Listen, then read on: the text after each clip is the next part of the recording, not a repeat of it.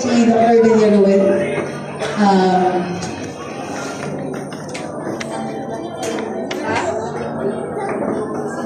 Ay, magandang umaga po. Pasok pa tayo sa magandang umaga. Tama ho. Maraming salamat po una sa inyong pagsintay, sa inyong pagpapasensya. Lahat po ay magagawa. Kaya malaman po tayo, okay? Habang naghihintay po, kami po ay magbibigay na, tulad na sinabi ni Dr. Villaruel na paunang oral health education po. Okay? Bali ito po ang ating 7 gabay sa tamang pagsisipilyo. Okay? Lahat po ba nagsisipilyo? Yes. Opo. Okay. So kapag bibili po tayo ng toothpaste, ano po ba? Toothpaste, ano po ba yung tinitignan natin? Para malaman natin kung ano po yung dapat nating magandang toothpaste na bilhin. Ano po ba yung tinitignan natin? Oh? Brand? Opo. Ano pong brand? Ay, wala po kami ini-endorse na brand. Bawal po magsabi ng brand. Ano pa po tinitignan natin? Fluoride. Fluoride. Kulay. Presyo. Pwede. Okay. Ano po nagsabi meron? Fluoride. Okay. Ilan po ba dapat yung fluoride content nung nakasulat po dun sa toothpaste na binibili natin? Alam po ba natin? Po? Ilan po? Oo nga. Tama nga naman. Bakit ko tatawin sa inyo? Siyempre sasabihin ko na sa inyo. Okay? Sabi po dito, sa gabay po ng Philippine Dental Association, between 6 months hanggang 6 years old po, ang kailangan po natin ay 1,000 parts ppm po, no? 1,000 ppm na fluoride. So, para po yan sa 6 months hanggang 6 years old. Pagdating naman po sa 6 years old pataas, kailangan po natin 1,500 ppm. So, makikita po natin yan sa mga toothpaste. Minsan po nakasulat yan sa box or sa likod.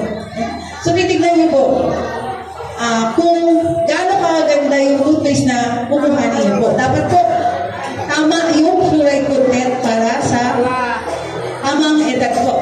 No? Ulit po, 6 months to 6 years, ilan po? 1,000. Yung 6 years pataas po, ilan po?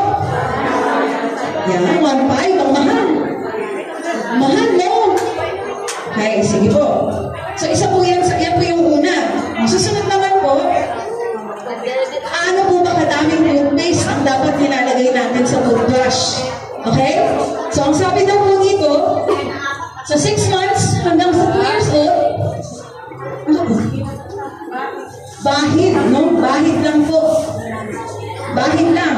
O, paano ba niyo mabahiran yung katabi niyo? Tatampiin lang po gano'n, ano? So, tama lang po. Pang 6 months to 2 years old, bahid lang po or tampi lang po, no?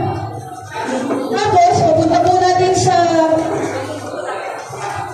2 years old to 6 years old, gamais po, yung isang butil po ng mais or gamunggo, no? Ganun lang po kadami na toothpaste para po dun sa 2 to 6 years old.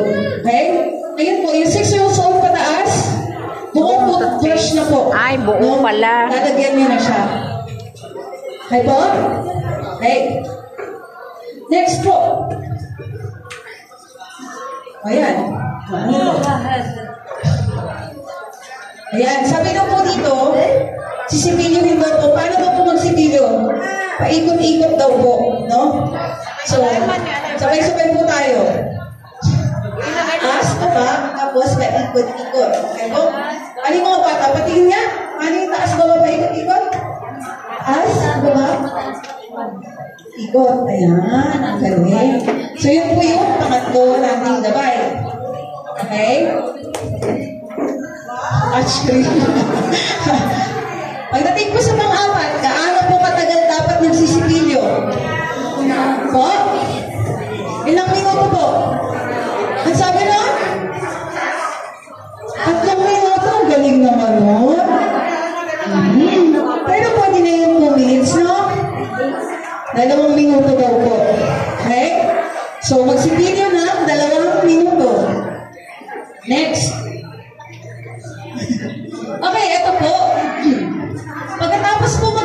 pilyo. Okay? Sana po, mas maganda kung hindi na natin imumumo. Dudura na lang. No? Bakit po kaya ganon? Kadiri naman. No? So pagkatapos niyo po mag-toothbrush, nagmumog na po tayo. Ang last niyo pong toothbrush, huwag na po tayo magmumumog. Hayaan po natin yung fluoride na manatili dun sa ngipin. No? So dudura na lang po natin yung last nating pagsisilidyo. Tingnan po. So, yan po yung sinasabi namin na split no rinse or tura lang, huwag na magmumog. Okay? So, ito po yung panglima. Tapos, ang recommended po talaga natin, ilang beses mag-toothbrush sa isang araw? 2. Na? Umaga at gabi. Oo. Dito po. Umaga at gabi. Maganda kung 3. Tama po yun. Mas maganda kung 3. Pero, pwede rin po na kung medyo busy, at least po magbababa sa 2 beses sa isang araw. Okay? 2 beses sa isang araw, 2 minuto, 1.5 ppm na fluoride sa mga sa 6 years old pataas. Buong toothbrush head po, pupunin niya ng toothpaste. No? Tapos, ang 7 at ang huli na gabay sa pagsisilidyo. Okay? Okay, kailan po daw dapat mag-toothbrush? Mag-toothbrush pa muna, as kakain. O, kakain muna bago mag-toothbrush. Okay, sige po. Sabi po, kain, sipilyo, tulog. Okay? So, hindi na po sa, pag nag-toothbrush na po tayo sa gabi, huwag na po tayong kumain ulit bago matulog. Okay? So, dapat po, kumain na kayo hanggang gusto niyo kumain, tapos mag-toothbrush tayo bago matulog. Okay po ba? O, sige. Ayan. Itong MP, question and answer portion ba? Sige. Okay. Sige po, magtatanong po si Doc MP. Ang makakasagot po, may prize.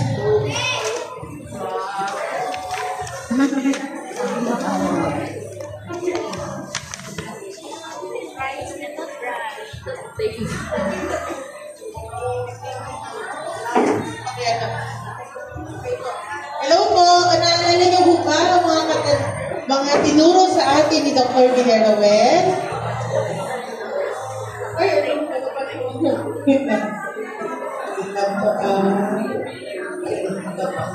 Sige po, unang tanong natin.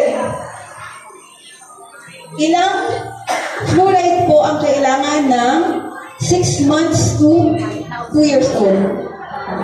Saan? Look! Sino po taas ng kamay? Ilan po? Sa BBM, meron po kayong sandwich. Pwede po. Tulog po. Walang tatayo na lang. Sige. Okay.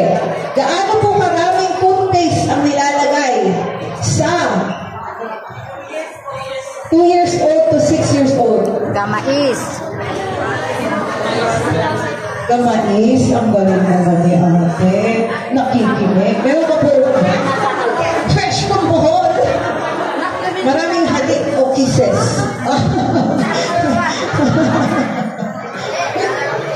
Okay, so pagpang tanong.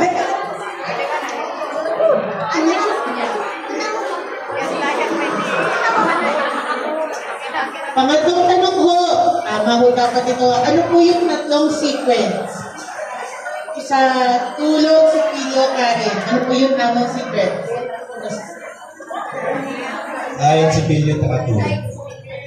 Sila na una sa tao.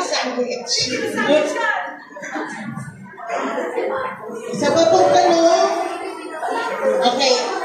Ano ho? Ay, ang cute! Sasagot ka na, baby. Okay, baby to. Gano'n po karami ang Colgate sa mga 6 months to mga baby, 6 months pataas. Only. Baby ka! Gapahid. Kahid. Kapahit, tama. Pero sito rin kasi to. Ano ba yun? Hindi mo naman. May kipasa po sa dito. Tatlo daw po, tatlo na siya.